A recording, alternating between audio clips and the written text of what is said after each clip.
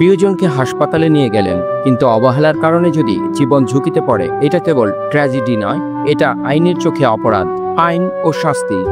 বাংলাদেশ বেসরকারি হসপিটাল এবং ক্লিনিক পরিচালিত হয় medical practice and private clinic and laboratories regulation ordinance 1982 এর অধীনে। লাইসেন্স ছাড়া হাসপাতাল বা ক্লিনিক চালানো বেআইনি।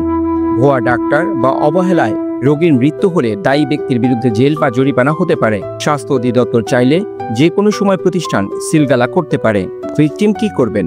আপনি বা আপনার পরিবার যদি অবহেলার শিকার হন, DGHS স্বাস্থ্য অধিদপ্তরে অভিযোগ করুন। ভোক্তা অধিকার সংরক্ষণ অধিদপ্তরে লিখিত অভিযোগ দিন।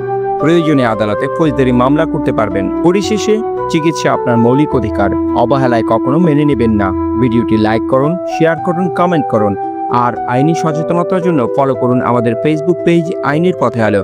সাবস্ক্রাইব করুন আমাদের ইউটিউব চ্যানেল আইনের পথে আলো।